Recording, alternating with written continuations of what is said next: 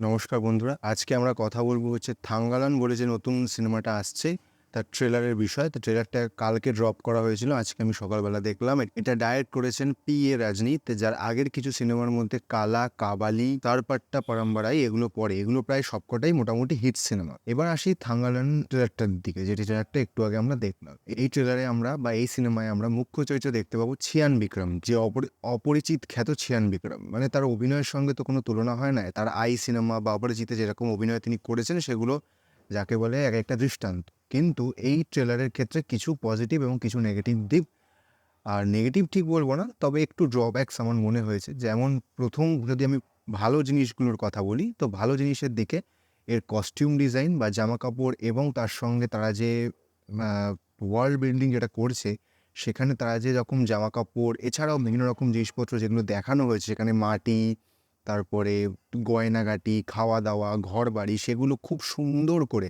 মানে তার প্রত্যেকটা একেবারে খুঁটিনাটিতে নজর দিয়ে সেটাকে বানানো হয়েছে। কোথাও আপনার দেখে মনে হবে না যে সেখানে কোনো রকম খামতি রয়েছে। এছাড়াও ট্রেলার কাটা ভালো হয়েছে, যেটা দেখে আপনার মনে হয় বা ইচ্ছে করবে পরবর্তীকালে এই সিনেমাটা দেখ। তারপরেও আর কি একটা জিনিস ভালো লেগেছে, সেটা হচ্ছে এর মিউজিক। এর মিউজিক ভীষণ ভালো। মিউজিকে যে অডিও এফেক্টসগুলো বা অডিওর যে ব্যবহারগুলো করা হয়েছে বিভিন্ন জায়গায়, সেটা ভীষণ ভালো। এবার এর কিছু খারাপ দিক আমার নজরে পড়েছে, কিছু বলবো না, আমি একটাই বলবো, সেটা হচ্ছে এখানে একটা চিতার বা যাকে বলে কালো চিতা বা কালো বাঘের দেখানো হয়েছে, সেখানে ভিএফএক্সটা খুবই উইক। আরেকটা জিনিস আমার মনে হয়েছে, সেটা সম্ভবত আমারই ব্যক্তিগত সমস্যা, কারণ এখানে চিয়ান বিক্রমকে এমন মেকআপ দেওয়া হয়েছে, তাকে সেই বিশ্বের সাথে বা সেই সিনেমার যে বিশ্ব, সেই বিশ্বের মধ্যে সে হারিয়ে গেছে। কিন্তু ঘটনা হচ্ছে যে অনেক সময় কোনটা যে চিয়ান বিক্রম সেটা বুঝতে একটু প্রবলেম হচ্ছিল, সমস্যা হচ্ছিল আমার বিশেষ করে, কারণ প্রায় সবাইকেই একরকম দেখতে।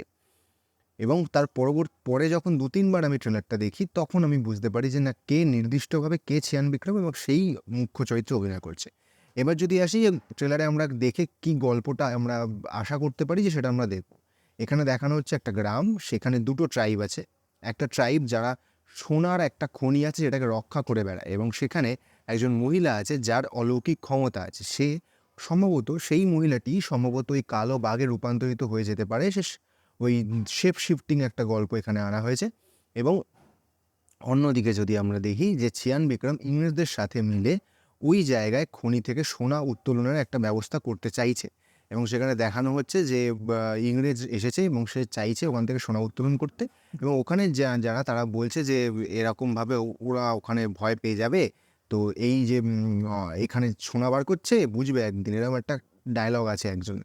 তো সেখানে সম্ভবত ওই মায়াবী বা যাকে বলে অতিরিক্ত ক্ষমতাশালী মহিলা যিনি আছেন, তিনি আর কি এদেরকে ধরে ধরে মারছেন, এবং এরা সোনা উৎপন্ন করছে। এবং চিয়ান বিক্রম প্রতিজ্ঞা করে যে ওই যে শক্তিশালী মহিলা বা অলৌকিক শক্তির ক্ষমতাধারী যে মহিলা, তাকে সেই মারবে। এবং সেই কারণেই সে আপ্রাণ চেষ্টা করতে থাকে যে কীভাবে সে ওই মহিলাকে মারবে বা সেই মহিলাকে মাত দেবে, মাত দিয়ে ওই পুরো সোনার খনিটা থেকে সোনা উত্তোলন করতে পারবে, এবং ইংরেজদের কাছ থেকে সম্ভবত পয়সার জন্য এরকম একটা ব্যাপার দেখানো হচ্ছে, এবং সেটা নিয়েই এই গল্পটা। আমার যদি বলি ব্যক্তিগতভাবে, ট্রেলারটা বেশ ভালো লেগেছে। অনেক প্রশ্নচিহ্ন ঝুলিয়ে রাখে ট্রেলারটা, অনেক কিছু বলে দেয় না। যেটুকু দেখিয়েছে সেটুকু সম্পূর্ণভাবে পুরোটাই আপনাকে আরও দেখতে বা আরও মনে হবে যে সিনেমাটা গিয়ে আমরা দেখি। তার কারণ হচ্ছে অনেকগুলো প্রশ্ন তৈরি করেছে। যেমন এখানে চিয়ান বিক্রম কে, তারপরে এই দুটো ট্রাইবের মধ্যে সম্পর্কটা কী, বা এর ফলে এই যে ট্রাইবটা এরকম অ্যাটাক করতে আসলো, সেখানে সেই অলৌকিক শক্তির ক্ষমতাধারী মহিলা জিতলো, না চিয়ান বিক্রম জিতলো, না ইংরেজটা যে আর কি এসেছিল সে মারা গেল, না বেঁচে আছে। এবং একটা শট আমরা দেখতে পাই যেখানে কিছু গ্রামবাসী এবং একজন অন্য একটা ইংরেজ ছেলে সে মারা গেছে। সম্ভবত আগেও কেউ ওখানে চেষ্টা করেছিল সোনা উত্তোলন করতে, কিন্তু সেও ওই অলৌকিক ক্ষমতাধারী মহিলার হাতে মারা গেছে। এবং সেটার থেকে কী করে বেরোবে, এটাই হচ্ছে এই গল্পটা। যতক্ষণ এটা সিনেমা হলে বা সিনেমার মধ্যে আমরা দেখতে পাচ্ছি, ততক্ষণ আমরা কিছুই ঠিক করে বলতে পারবো না। ট্রেলার দেখে আমরা শুধু এটুকু বলতে পারি যে এটা হয়তো ভালো হতে পারে, অন্তত আমার তাই মতামত।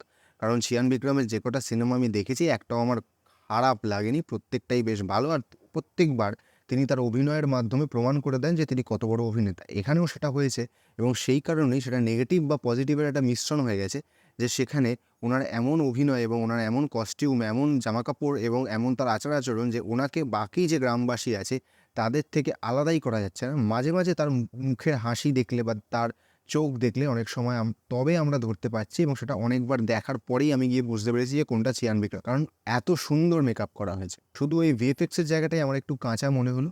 হয়তো ওটা সিনেমার ক্ষেত্রে ঠিক হয়ে যেতে পারে, কারণ এখনও অনেক দিন সময় আছে। তো সিনেমার ক্ষেত্রে ওটা হয়তো ঠিক হয়ে যেতে পারে। তো আজকের মতো এখানেই রাখছি, আবার দেখা হবে পরের কোনো একটা ভিডিওতে। নমস্কার।